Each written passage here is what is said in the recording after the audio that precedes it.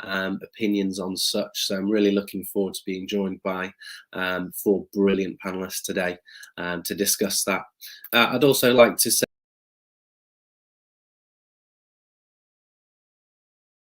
by the wonderful team at Personio. They participated last week and taking part again this week. Last week they shared their take on organizational resilience, the hybrid workplace culture, leadership, and so much more. And we're going to be diving deeper into things like the hybrid workplace in this session, much a talking point in many boardrooms and workplaces at current. Just a bit about Personio. It's an all-in-one HR software for small and medium-sized companies based in Munich, Madrid, London, Dublin, and Amsterdam. And Personio's mission is to make HR processes as transparent and efficient as possible, so HR can focus on what matters most, and that's people and strategy. I want to also thank our wonderful speakers that are participating today.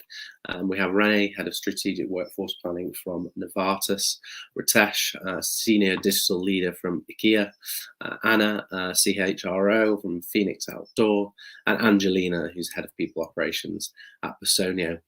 I'll shortly be welcoming all our panelists in, and we'll get the discussion going for today. Got some brilliant questions lined up. As always, we will be encouraging audience participation throughout this. So on that, just some housekeeping notes before we do get to the good stuff. As mentioned, do ask questions. There is a chat room on our event page. So that's the place to be putting forward questions. If you've got anything that you want answering, just pop that into there and I'll look to get that answered. I'll pick those up.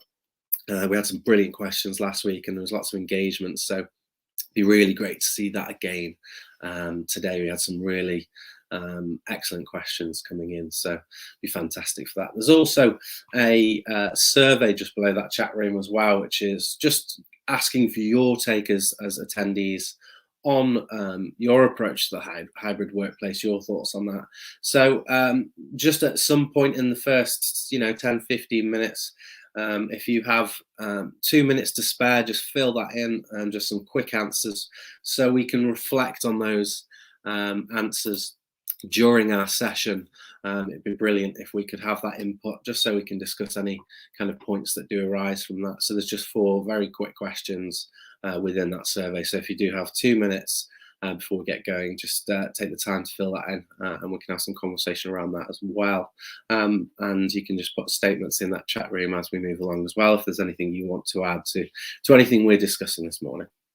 Technical difficulties, they can happen, and as I'm sure you're very aware now with being online for the last 22 months or however long it's been now, they can happen. So if we have any connectivity issues, we'll get it fixed up pretty quickly, hopefully, but just be aware that these can and do happen, but no worries, we'll get things sorted as quickly as possible. So with that, I'm going to bring my brilliant panelists on stage now, and we'll get things kicked off. So going to be welcoming, as mentioned before, for anyone just joining, we have René from Novartis. René is Head of Strategic Workforce Planning. We have Ritesh, Senior Digital Leader from IKEA, Anna, CHRO and Global Head of HR and IC from Fenix Outdoor, and Angelina, Head of People Operations from Personio. I can see everyone coming through now, which is brilliant. No technical hitches so far. I can see Anna's joined us there, René's joined us there, and just waiting for Angelina and Ritesh to join through as well. For anyone that's just joining on the dot, again, just want to reiterate, I know I've said it a few times, but we do have our chat room available on the page. So if you do have any questions you want answering, just pop them in at any point as we move along. as we'd like to get your input as well. And I just mentioned about the survey as well. If you want to fill that in, that just takes 2 minutes of your time and enables us to reflect on any of the answers coming through on that as well.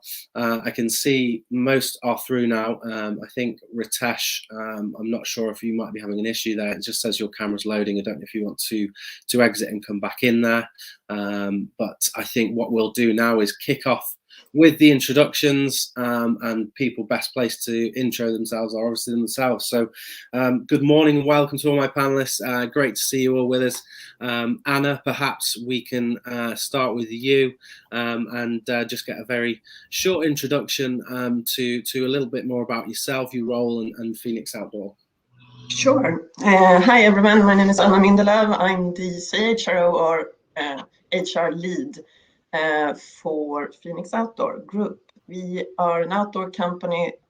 We are trying to help people to be much more out in the nature with high quality products. We are located in around 20 different countries worldwide, and we own both stores and brands. Most known brand is the one I'm wearing today, the Fjällräven one. Mm-hmm. So everyone probably knows about the Konkan bags as an example of our products. I've been working for Fenix for 2.5 years as the first head of HR on global level. And everything that comes with that is building an HR organization, going into digitalization, etc. And not only working with future of work, but a lot about future of work at the moment. Well, thank you, Anna, and good morning and welcome to you. Thanks for joining us. And next, we'll start with René as well. Welcome. Yeah, welcome everyone. Looking forward to an exciting session. My name is René Gessenich. I'm heading up our global strategic workforce planning at Novartis. Novartis is a global pharmaceutical company, more than 110,000 associates, 50,000 externals, so quite massive. Just recently joined the company to build up this practice. Prior to that, worked at Merck and Boehringer Ingelheim. Yeah, very excited to be here. Also have a lot of conversations around future of work. So really looking forward to hear different views and opinions on this topic. Great stuff. Thank you again and welcome to the session. And next up we have Angelina. Welcome. Thank you so much for having me today. I am head of people operation at Personio. Personio, it's all-in HR software that support small and medium-sized companies within the European Union.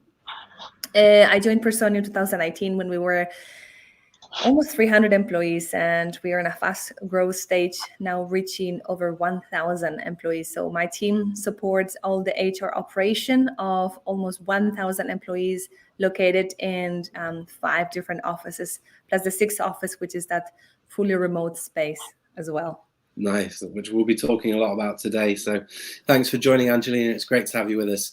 And finally, we have Ritesh. Good morning. Welcome. How are you today? Good morning, Chris. Good morning, Anna, René, and Angelina. Good to see you all. I'm doing fine. Well, bit of a sunny and rainy weather here in Netherlands.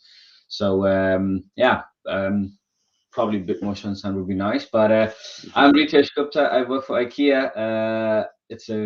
Everyone knows IKEA, probably part of our lives, and it's a global home furnishing retailer. We have more than 300,000-400,000 people working globally across our group companies. And my role is within digital, looking at the omni-channel business transformation, digital, how do we become more omni-channel towards the customer because of the changing environment within retail, and what COVID has kind of accelerated that is what my role is. And I'm quite excited to share my views, but also listen from our other co-panelists' views on how we are going to do in this new world after COVID. So here am I.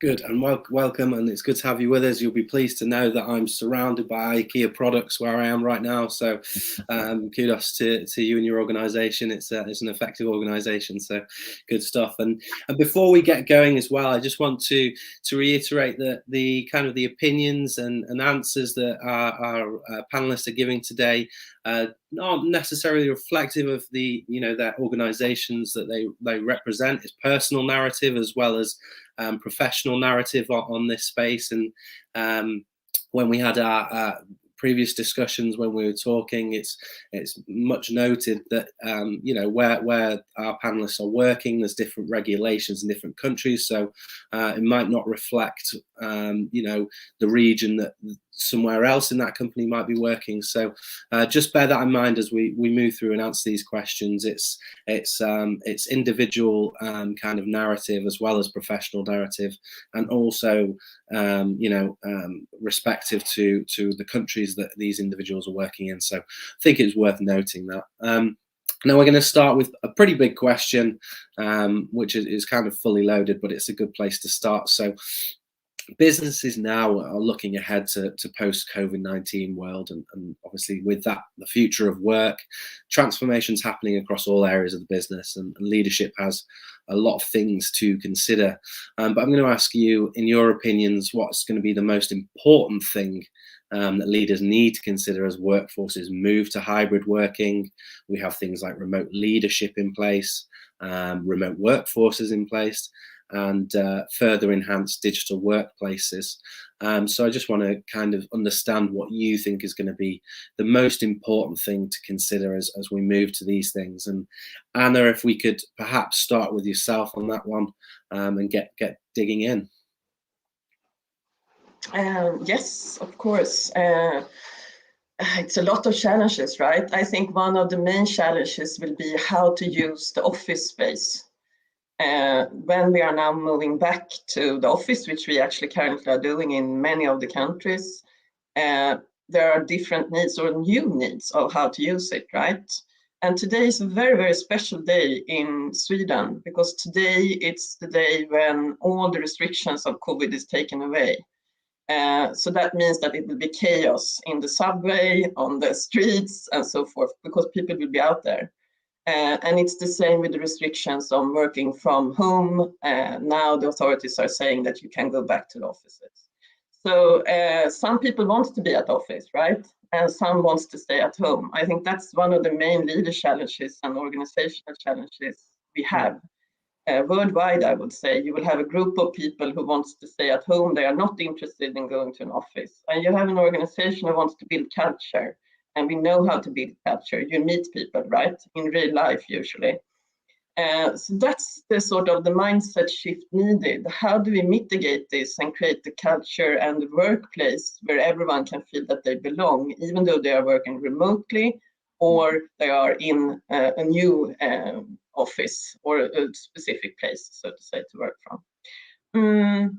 Local restrictions are always interesting. I think that's also something to take into consideration. What can we demand from the employees and from the organizations versus what is the authority saying in each local country?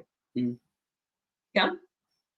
That's a really good answer. It's something that needs major consideration, because it's not one size fits all kind of leadership. You've got, like you say, you've got different rules in different countries where, we can return to the office perhaps in one country, but not the other. So how does leadership, create a workplace for all in that instance? So there's so many things to consider on kind of a multinational level.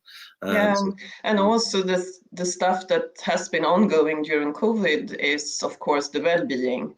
The mental well-being of people in the organization. Some people, again, feel good about sitting at home, but is that healthy in the long run? I'm not sure. I think we should sort of get people back to the office or another place to meet, at least to sort of gather them for a while. Set, especially for new people in organizations, the onboarding is super tricky. René can probably tell us a little bit about that, because he told us yesterday that he's working remotely completely. And I think that's the challenge. Young people who just left the university, or are coming into an organization and are sort of left on their own, more or less, only working remotely. How can you as an employer help those people to feel that they belong to the organization? That's super tricky, I think. Yeah, definitely. And then also Ritesh, who is also working with retail, like I'm doing. We have people in warehouses, we have people in stores, and they need to be at the office or at the warehouse or at the store every single day, right?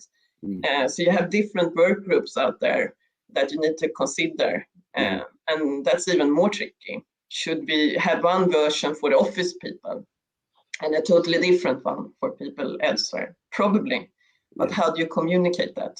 Yeah, I mean, that's the major challenges as kind of we move forward, and hopefully no more threats of things like lockdowns and things like that. But obviously, contingency plans need to be in place for, you know, the worst case scenarios and things like that. So that's a really good answer. And René, perhaps we'll move on to you, because as Anna mentioned there, you joined Novartis, and you're in a fully remote position now. So perhaps you have some reflections on that.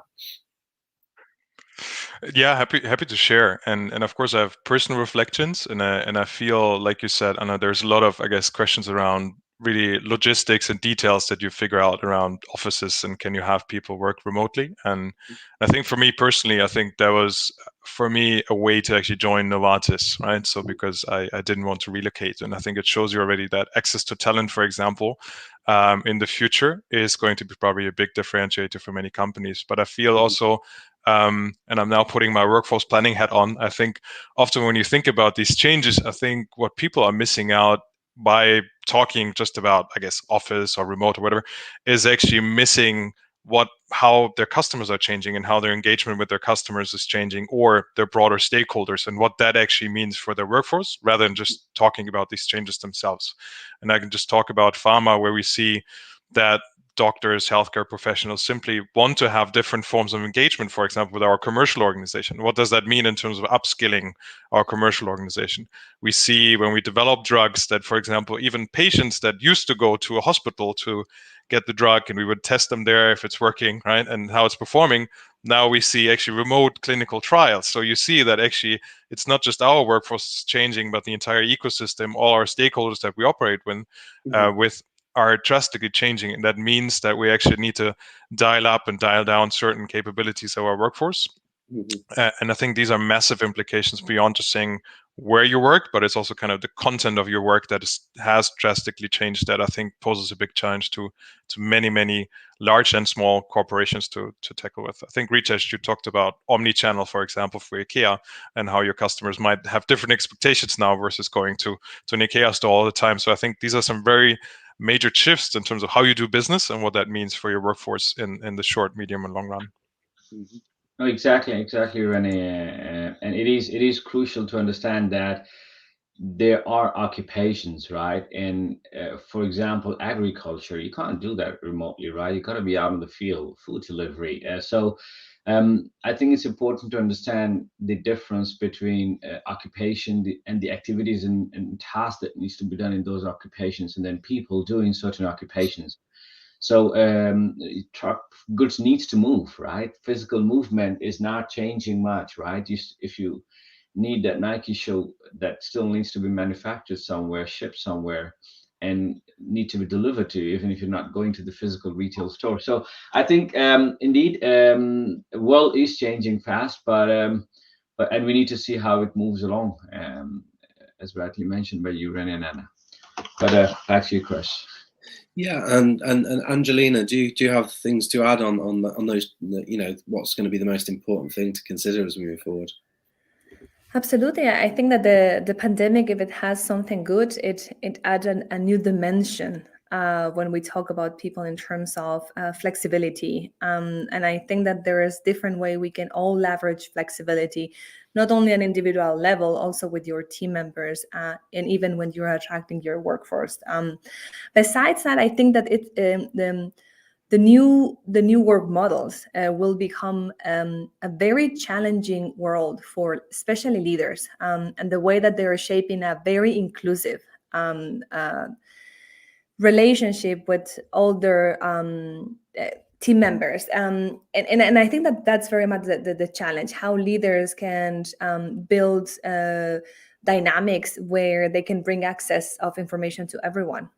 How we will just keep partnering with technology to make this communication even more asynchronic as well.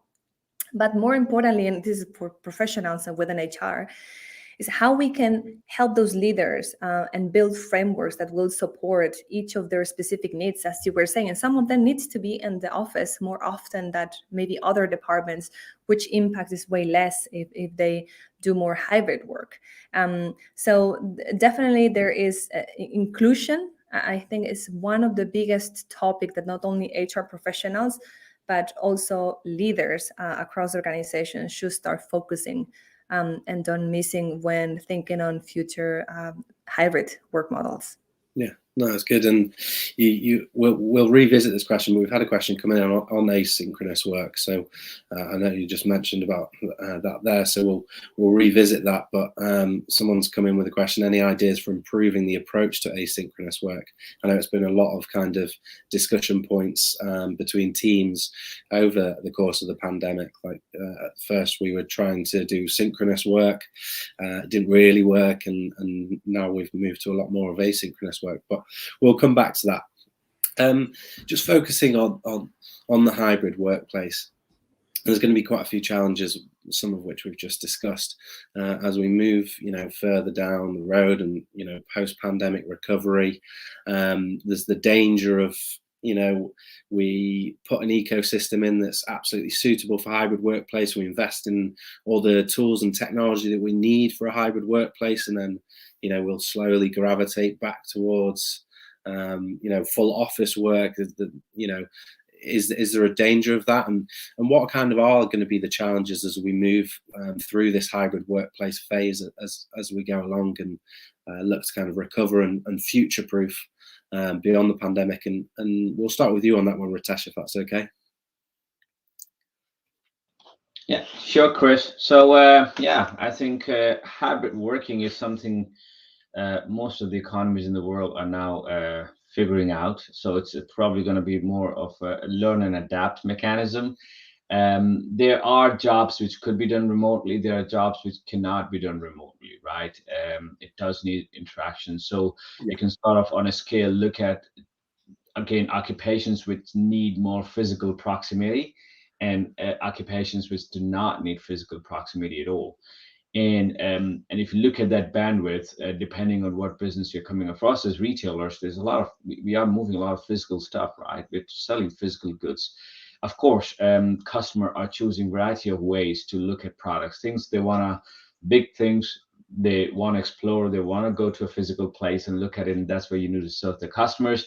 But some of the things which they're familiar with, they want to prefer to order online and get it delivered. But still, in the warehouses, in the supply chain, everything is moving physical. So you need to sort of look at how your hybrid workforce could support and deliver that, right? So I think post-COVID, what we're seeing, there's a very clear three trends that is emerging, right? And one is, of course, the whole speeding up of the digitalization, using technology to do a certain kind of work. Also, a lot of automation being done, or at least in the plan, on the cards. And that also means that, and depending on the economies, right, some economies will be far ahead in terms of using technology, and that will also mean a lot of reskilling of the workforce. But I think the hybrid model will continue. Some jobs could be done 3 to 5 days remotely, or 2 days remotely, right? I think it's also important to understand that, and I personally believe we all human beings are more of community animals, right? We want to be meeting people. We know how pandemic has affected us in terms of mental health because we not have social contact enough, and we have been all screaming for it. Of course, so some balance needs to be found there in terms of hybrid working and what we're exploring and trying to see in different geographies. What does it mean? What our coworkers want, right? How do they want to operate? And we do see a strong sense of coming to office for sure, maybe not 100%. And we see a larger trend around that people want to come to office and have the flexibility. So I think as leaders, it's important to understand the needs and respect some of those elements. But we also need to create those frameworks in place to steer and guide our employees and co-workers, which is very important. Large organizations cannot operate without frameworks. You cannot just have everything flexible and open and fluid. Customers depend on us. Thousands and thousands of people depend on us. You're part of an economy. So both the direct and indirect labor. So to keep the business going on, you need to have certain structure in place. That's what I believe in. As leaders, we need to make sure that that's in place, and giving the hybrid flexibility what is needed. And that's what approach we are working on. I think it's a bit early to have strong comment on whether it'll be 25 50 75 50 50 or 75 25 home office or remote. But it is something which will evolve over time. People will change. Some people would not like to work at home because they get more disturbance. They want to, it's monotonous, right? So I think some kind of variance is something what people would look forward to. So we need to see how it comes into the play. No, that's a good answer. And Angelina, your thoughts on that one? Yeah, it's very interesting. Ritesh, also what you were saying, the importance of flexible frameworks that somehow will cover most of the use cases and the needs, not only from customers, but also those departments, are extremely important. And this topic of hybrid work is so complex. It goes beyond workforce planning. It also needs to take into consideration immigration, labor law, and how fluid actually governments are reacting on defining how companies will need to adjust to the laws in those regards. And therefore, I think that even pandemic is not over. I would really like to call action every company who has not yet started working on what's going to be their future work model to start those conversations and resources today. Because it's such a complex topic that definitely will require significant resources and even the ability for organizations to build their own internal teams, like global mobility teams. Large organizations usually have them, but maybe now a small organization will need to also reshape HR teams in order to be able to address such a complex framework in motion. And even more complex if it's international, if you have more than one office in different countries. Yeah, well, that's where it does start. I think we talked about that yesterday and a bit today about the complexity of borders and those different regulations, different governance, and things like that. It's a complex and difficult field to navigate. Once we just had to worry about like tax over borders, and now it's absolutely everything. So everything's got more complicated. So it's a really good point. This definitely goes more, as Ritesh was saying, more than just say 30, 70, 50, 50. This is a way more complex domain that we need to help us as HR professionals. Yeah, 100%. And René, your thoughts on that one? Yeah, I feel it's probably a polarity or a tension you cannot solve. And I feel it's actually a tension between individualization and freedom and coherence and joint purpose, right? And I think it's something we even see in society, where you see people moving to larger cities, very individual, very free, right? But then how do you create kind of cohesion and joint purpose and narrative as a culture, right? And I feel that's the tension that we're witnessing within companies. And I feel that has existed before. It's just that now remote work is kind of in the center of that tension, and that's why you say 75-25 or 50-50 or wherever.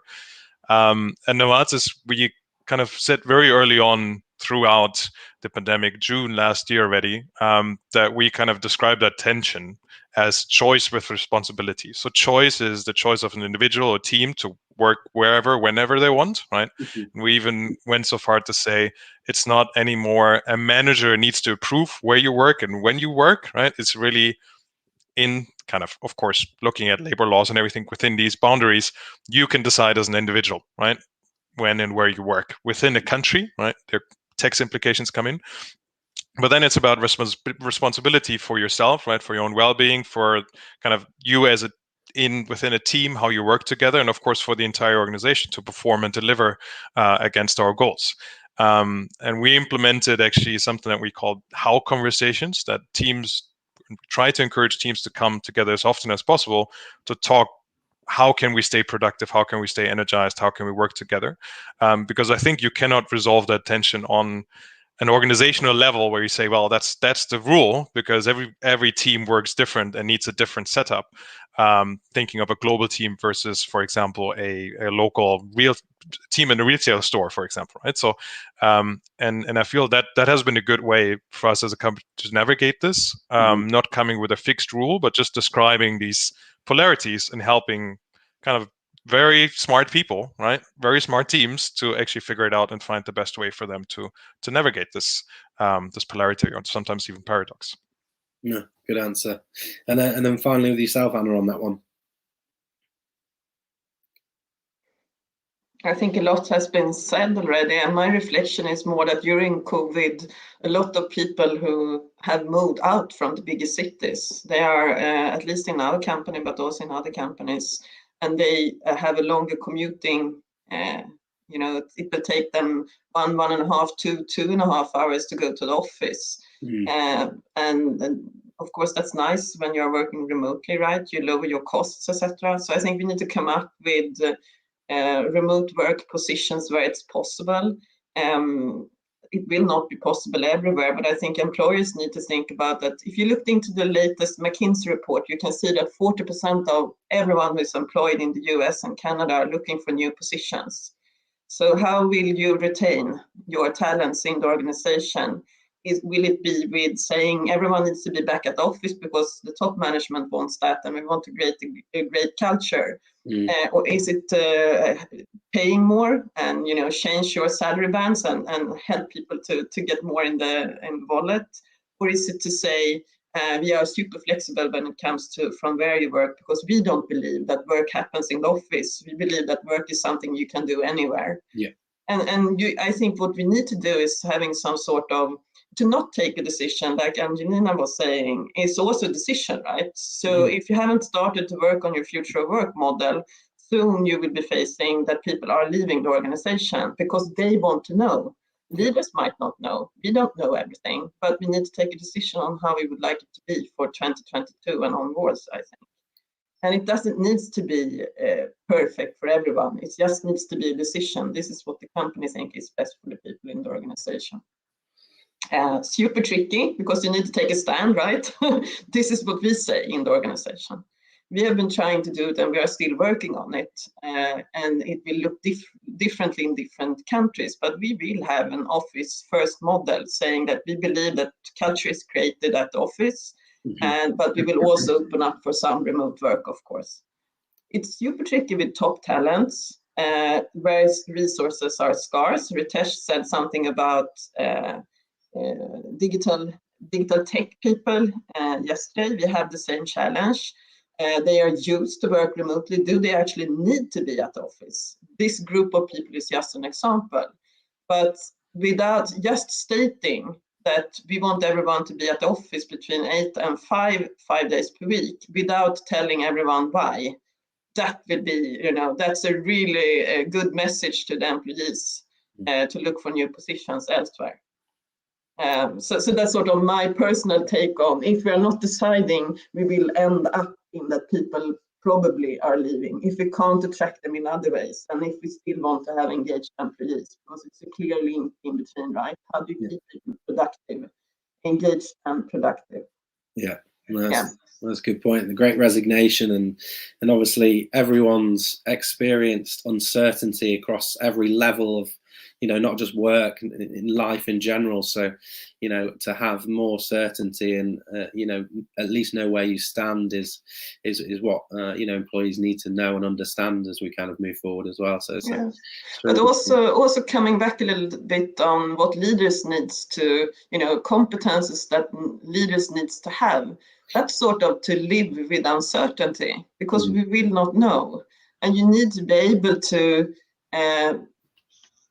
go back to your values and sort of create your own, I don't know how to phrase that, create your own environment for the people who are reporting to you and in the organization, based on what you think is the best for the organization. Definitely.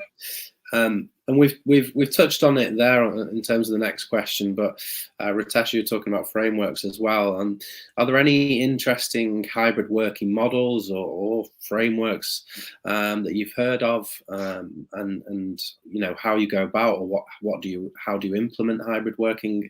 Has anyone seen anything or come up with anything or seen anything interesting on this? And because you were mentioning about frameworks, Ritesh, perhaps we can start with you on that one.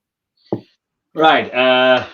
Well, as I said, we are trying to figure it out. So right now, the policy or the kind of approach, what we have adopted is that, okay, if you need to physically meet a customer or a supplier or your coworker because you need to collaborate and do something together, then come to work. If you think your task and activities can be done remotely, and if two people can meet online, you can do it remotely, no problem. So I think the two elements which is very important to understand, organizations needs to be very sensitive towards their employee needs to understand. So with sort of an open mind and an open ear. But at the same time, organizations also need to protect the businesses and the interests, right? There will be a large group of employees who do not know what they really want. Not everyone is strong-headed. Not everyone is very clear what they want. So some sort of steering and framework is what they expect.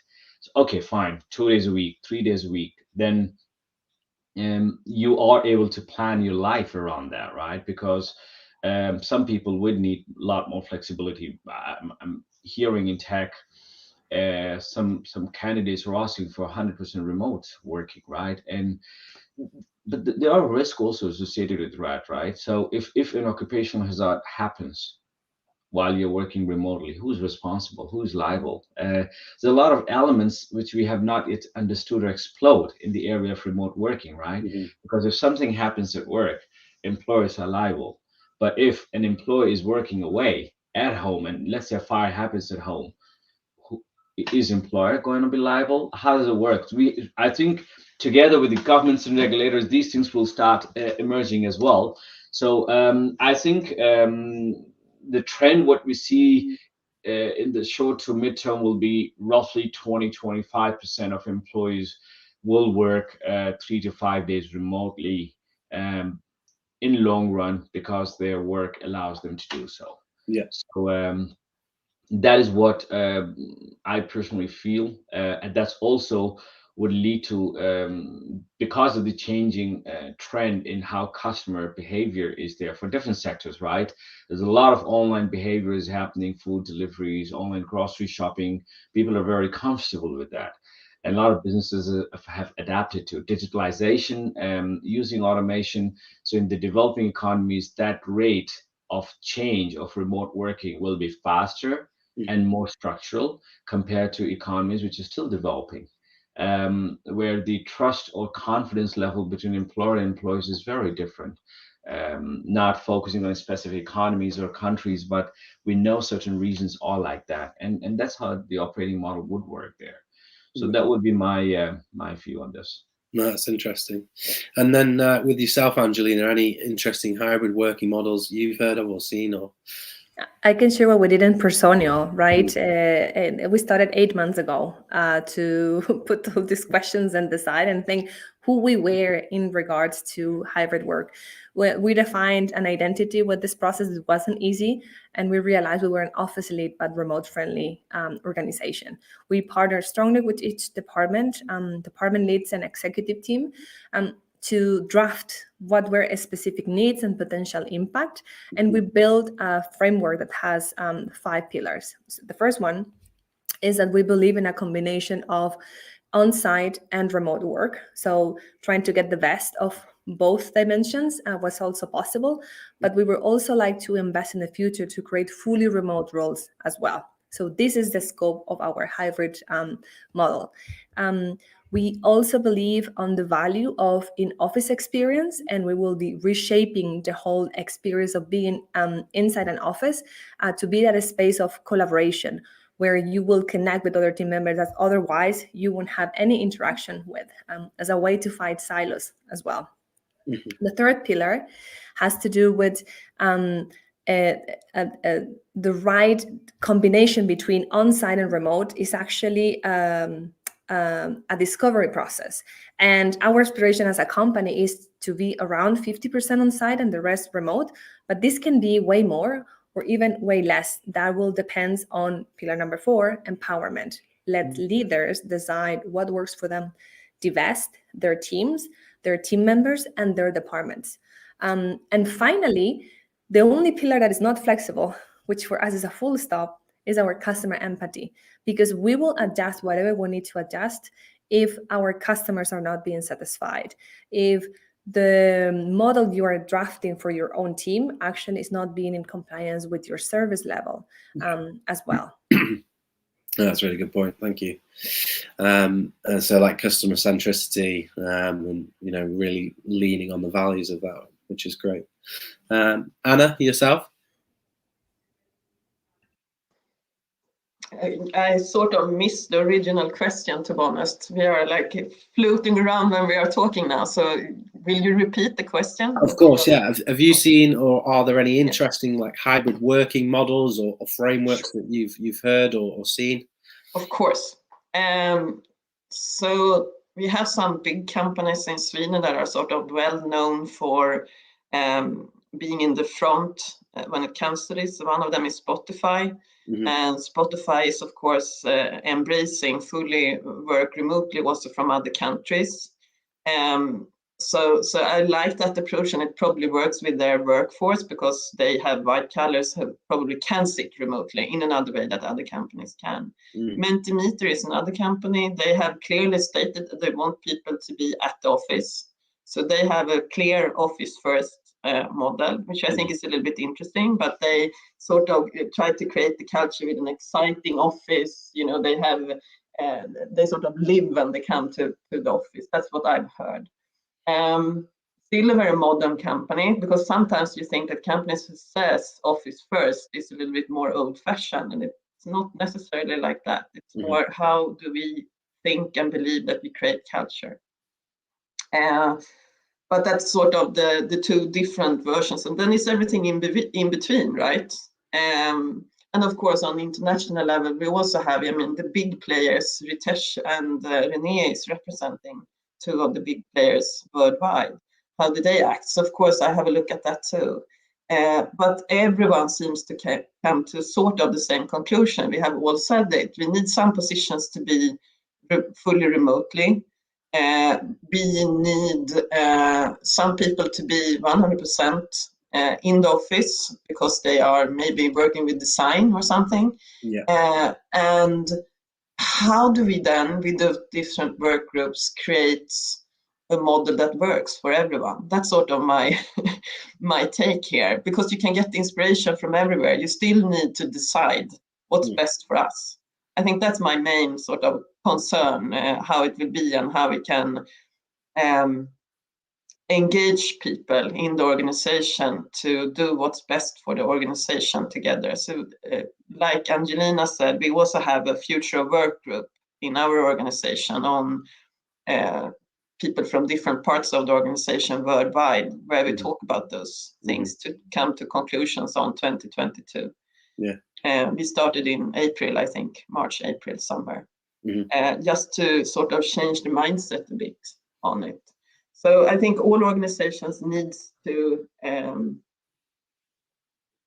take a decision. I haven't yet heard anything about any organization that are working fully remote. That I would like to hear about. If anyone have a lead on a company that is working 100% remotely, that would be awesome. Then I will call them. I did see there was quite a big company that are fully remote. It's completely escaped my mind, but I was reading an article about it, and they're fairly big tech-based company. it should come back to me. Let me have a think. But I was reading about a fully remote company the other day. But yeah, good answer. Thank you, Anna. René, finally with yourself on that one. I mean, in terms of innovative approaches, I think many have discussed different frameworks.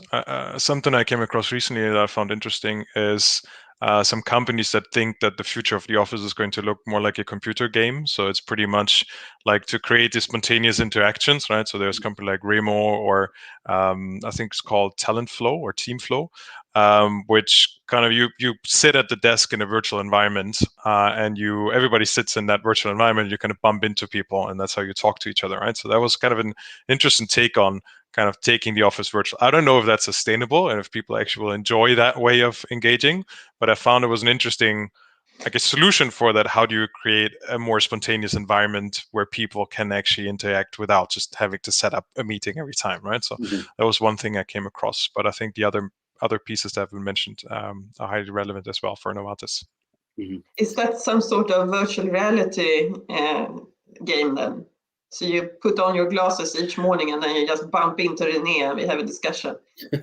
Or potentially, yes. The ones I saw, it looked more like The Sims, right? So it more like you play The Sims as an office worker kind of environment. But I don't know if there's something around with VR as well. Yeah.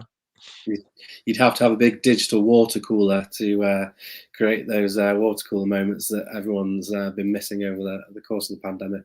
It kind of leads us on well to our next question as well, and that's around culture of innovation. So there are concerns around creating a culture of innovation with these new working patterns. So less people office-based and working from home, remote work, and this hybrid workplace. And my question is it possible to, instill productive and innovative culture in these working models? And René, I want to start with yourself there, because when we previously had a chat, you were saying that you've completely onboarded with Novartis remotely, and obviously your position and your role is fully remote. So it'd be interesting to hear your take on that, because you've experienced it kind of, from A to B. Yeah, it's a difficult one, and I think it really depends on context. So what do you define as innovation, right? For a startup that has a piece of equipment they're building, a robot, probably not, right? For software developers, probably yes, right? So I think it really depends on the type of work you're trying to deliver and the type of innovation you're trying to deliver, to say in what's the right context for delivering that. I feel, at least for a lot of office-based workers, I think the benefits of having access to talents that otherwise you might not have in the location you're in actually has tremendous benefits over maybe being refined to a very small pool of talents in one city, for example. So I think there's benefits in terms of having access to new talents, labor arbitrage in some cases, right? If you nearshore or offshore some of the work, versus maybe the disadvantage, like we talked about, not having that spontaneity or really being able to work on a big board and just pinning things, right? So the kind of the way of how we used to work and kind of create these moments where we create a joint understanding. And I think that's something, again, that is very specific to context, and that I guess you just for Novartis we cannot answer globally. Again, that's something where we need to have these conversations on more of a team level to say what's the most productive way for us as a team to perform, rather than giving strict frameworks for the entire company.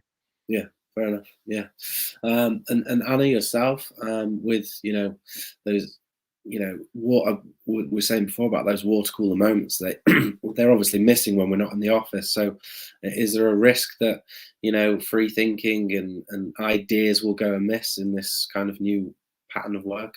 No.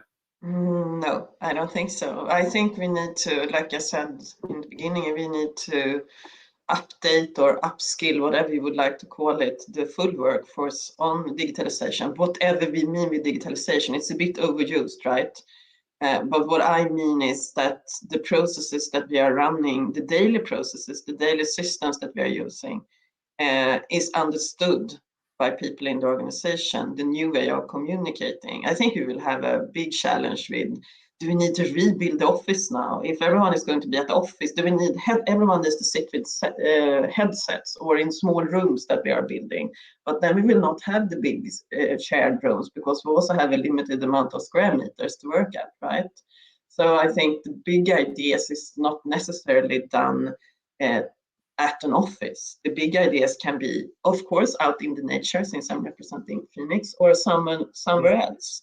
But the togetherness and the culture needs to be built together and in the organization. And if that's in an office or outdoor or whatever, doesn't matter. I think the digitalization piece is what will make it or break it, right? That's the scarce resources. That's how we need what we need to do in all organizations. We need to be a little bit in the forefront when it comes to investigating how good are people in different generations when it comes to digitalization. At the moment, we are doing an MS Office and Teams Microsoft training for all employees, because we noticed that people don't really know how should I store stuff in SharePoint and in OneDrive, and how do I use this in the best productive and efficient way, without saying stupid people who are plus 50 who doesn't understand, or why are they using that system in that way, and so forth. So lifting on those sort of biases a bit and help people to be upskilled and train themselves. So that's sort of my take on it. If there would be a challenge on innovation, I think it would be fun if we can create like labs and stuff in offices, right? So come and join the Think Lab here and let's talk about how we can innovate.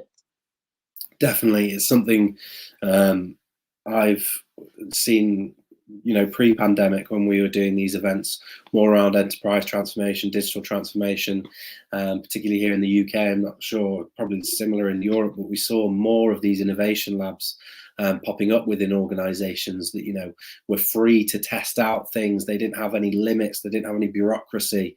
And, a small team of creative thinkers and strategists and product developers were able to go out and test these things without limits. And it's good to see that kind of thing. And I think we're seeing them re-emerge a little bit more at the moment as well.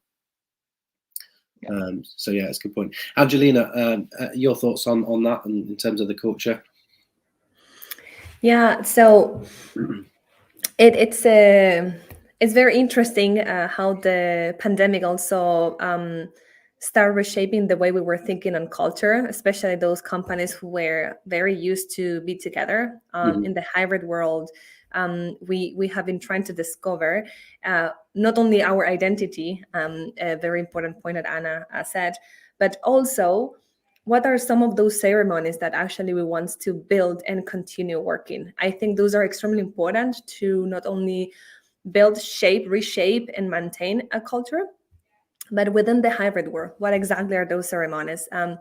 And you can have some global level ceremonies. Personio hosted a massive gathering in Munich with 0 COVID case. We're very proud about it. With more than 700 employees. And we called that our Culture Week, where it was just that moment where we were together to talk about where we are at today, where we are going in the future, especially because we even opened new offices while we were in the pandemic, with employees never have seen each other either. But maybe those are some ceremonies we're going to keep on an annual basis. And then what are those ceremonies that each team and department level needs to have? So we believe in those quarterly gatherings as well, plus empowering leaders to draft design and have the budget for it, to build what are those ceremonies that also will help them not only strengthen their culture, but also use that as a spaces for innovation, for thinking about how we can do things differently. Yeah, that's a really good point. Yeah, and I did see on LinkedIn about the Culture Week and saw like the pictures and the sharing on that from Personio people. It looked like good fun, and I think it's important. Those, we've been missing those away days and those team building and things like that. So it's great to see you know, on LinkedIn, not just Personio as well, other companies, you're seeing people sharing pictures together in the office, or, you know, out at a client meeting and things like that. And it's so nice to see that, you know, coming back in as we, you know, hopefully recover from this. Ritesh, yourself on that culture piece. Right. I think the culture to innovate is usually an integral part of an organization's culture, whether it is pandemic or not, doesn't matter, right? So an organization needs to create that culture. Thinking of innovation culture, the two elements to it, right? Idea creation and idea execution. An idea might come individually in a mind, and for that, you don't need to be in office, or it can come anywhere, right? Best ideas come in the bathroom shower, I've heard, or whatever, or while eating, or music, or walking in the woods, or having coffee, whatever. But idea execution is a collaborative approach. I mean, any good idea needs a team to get it done. And I think this is where the push and pull mechanism comes into picture as an organization. You need to push an environment, a mechanism, a possibility to collaborate, right? So whether it is in the form of labs, or whether it is in the form of having an office space which is arranged like that, or whether it is form of creating multiple events to bring people together so that they're able to chit and chat, talk, discuss, brainstorm, right? And that's extremely important. And I mean, I can't believe that you can do all of that online without a physical contact. The kind of non-verbal communication you get from other people when you're face to face has a tremendous power. So that is the push piece. The pull piece is all from the employee's motivation, right? Not everyone is innovating. People are happy to do what they do 9 to 5, or maybe now 7 to 10. But people who are interested in having that pull towards themselves, a drive to innovate, or to do things differently, or to collaborate, you need that push to come together. So this is what I think is extremely important within an organization to have. And I think, let's not forget, I mean, pandemic, of course, has changed a lot. It has speeded up the way technology is going to be used. Some countries, developed market, faster than the emerging markets. But it's also opened a lot of opportunities for employers, right? I mean, if you look at from a cost base, the bigger you become, you need more real estate space. Hiring of talent, you can hire them anywhere now, even on a lower cost base.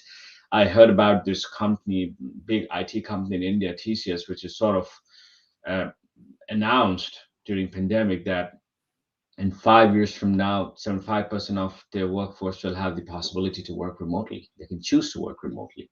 That's a big commitment. But it's tech. It's different. Everything happens on a laptop.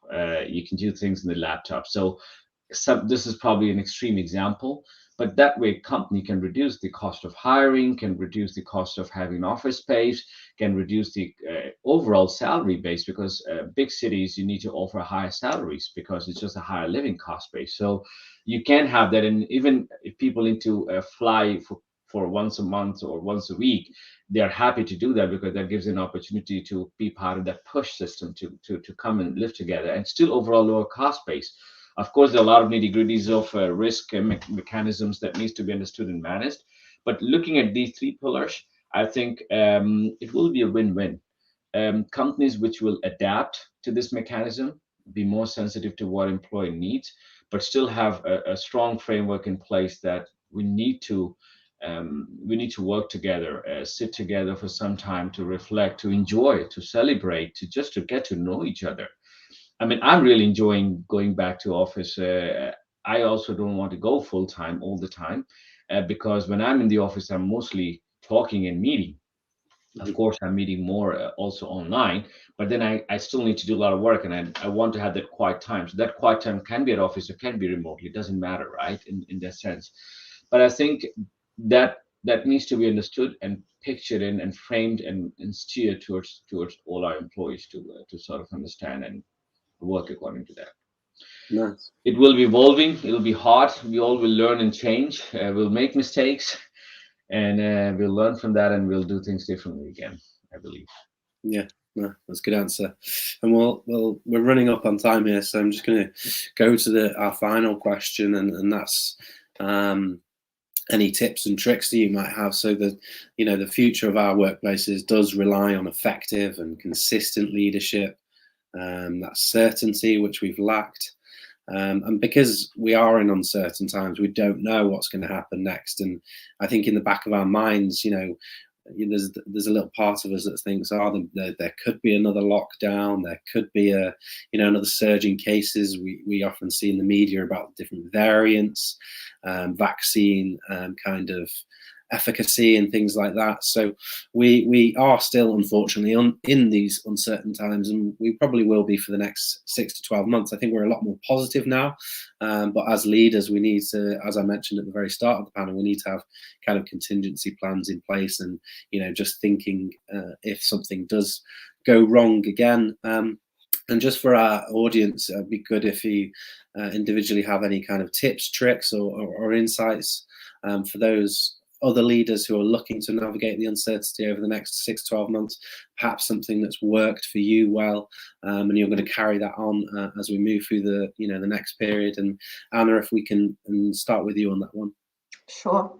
Yes, I would focus on the well-being for you as an individual. So I would do the 30 minutes walk each day. I would do the mindfulness, and I would meet my friends. And then on the employee side, I would say take the one-to-one meetings with your direct reports. Don't stop doing that now, because now COVID is over. Still continue with that. Ask the 3 famous questions. How are you doing? What's on your table today? And how can I support you? Then you will at least do that. Each single person who reports to you, you will support them in the best possible way if you ask those 3 questions. That's what I'm trying to do. It's an easy tip and trick from me. Perfect. Yeah, a lot of focus on that wellness and well-being of employees and that experience that they have. So great tip and trick there. So René, with you on that one. Yeah, I don't know if there's simple tricks to good leadership. I think good leadership is incredibly hard, and I think it hasn't changed pre-pandemic, during pandemic, or after pandemic. So I think it's all the good things, right? Being able to give vision, purpose, direction, while being empathetic and being able to listen, right? So all these things will not change. But I think, like you said, Anna, I think it's making time and room for personal connections. And I think talking about not just the outcomes, but also how you want to work, how you feel, just like what you alluded to, Anna. I think that's the main thing. Creating space, room, and time for these conversations to happen, I think, is key, beyond all the other 17 to 25 things good leaders do well. So I think that's that's my small tip, I guess, knowing that it's a very kind of complex topic to tackle. Definitely. Thanks, René. And Angelina? Yeah, for me, very similar than René. I think we all need to build a comprehensive program to support leaders that goes, as Anna was saying, mental health programs, mental health trainings, not only for leaders, but for every single employee. And in addition to that, better tools and resources and how to better empower them to decide what is the best for their direct reports, but also for their teams and also department as well. That can be from unblocking some resources, allowing them to decide over a broad variety of topics. So I would say just mainly empowerment. Nice. Thank you, Angelina. And finally, Ritesh, yourself. Yeah, I think all good points have been said, but I think the pandemic has taught us how vulnerable we are, no matter who you are, where you are in the world. And I think as a leader, it's very important to understand that not only yourself, you are vulnerable, but also our employees, our direct reports, our co-workers are all vulnerable in the same manner, and some are impacted more than the other. So being very sensitive towards that is extremely important to keep that in the back of your mind as a leader. And then doing the right thing, which is never easy. It's always hard. Caring for others, supporting, giving time, mindfulness, family, friends, balancing that out, and really managing expectations in that perspective towards yourself, but also towards your coworker. I think once pandemic is over, I don't know when, but we as a human being also have a tendency to have very short memory for things, right? And easy to fall back onto our old ways of life because that's more easier and comfortable. It doesn't challenges us enough. So remembering that we are still vulnerable and working and from that perspective will be very helpful, I believe. Yeah, that's a really good answer. And that brings us to the end of this discussion. I think there's a lot more we could talk about. There's loads more we could probe into with your answers. It's a discussion that should be ongoing anyway. So it's nice to bring up points that we can reflect on and perhaps continue conversations. And hopefully our audience have taken things away where they can be like, well, they're doing it this way, or they've said this, and understanding how things or companies or individuals do things differently and positively. So I thank you all for kind of sharing your insights and answering the questions. I really appreciate it. Anna, René, Angelina and Ritesh, it's been a real pleasure to have you with us, and appreciate you taking the time out of your busy schedules to join us and just to share a brief narrative on your work and your thinking in this space. It's very much appreciated, and I'm sure our audience appreciate it too. So thank you all for joining. Thank you very much, Chris. Thank you, everyone, and have a wonderful day and the rest of the week. Thank you, Ritesh. Take care. Thank you so much. Take care. Thank you, René. Thank you, Anna, and thank you, Angelina. Thanks. Brilliant panel session there. A massive thanks to all our panelists for joining there. Some great discussion around the future of workplace transformation. So that was René, Head of Strategic Workforce Planning from Novartis. We had Ritesh, Senior Digital Leader from IKEA. Anna, Global Lead of HR and IC from Fenix Outdoor. And Angelina, Head of People Operations from Personio. Some nice reflections on the future of work, much focus on hybrid workplace, the approach to that, and how our panelists feel about that. Some good cohesion on the answers as well, and bringing it back to one of the most important things, which is well-being and wellness and employee experience, and ensuring our workforces are in a positive mindset. So always nice to kind of reflect on those side of things as well. It's been a pleasure to have you with us. Thank you for joining us. That's it for this two-part series. We'll be back online very shortly in the next few months as we build on this Future of Work series. It's really interesting to bring together the speakers and panelists and whatnot for these, and for everyone to share their narrative and understanding on this area. So thanks for joining. If you have joined us late or didn't manage to see it all, we'll be sharing this in an on-demand platform as well. So do stay tuned for that. Once we've made the edits and got the necessary approvals and whatnot, we will share that. But thanks again for joining. If you're interested in any more of our events, it's www.raw-media.co.uk. And a big thanks to our event partners Personio on this for joining us and helping us to kind of curate this and create a platform in which we can bring people together and share those all important insights. It was a real pleasure to work with Personio on this, and massive thanks to all our panelists today, and of course last week's session speakers as well, which we talked about workplace transformation, digital transformation in the workplace as well. Been a real pleasure to have you with us today. Thank you so much for joining, and see you next time. Thank you.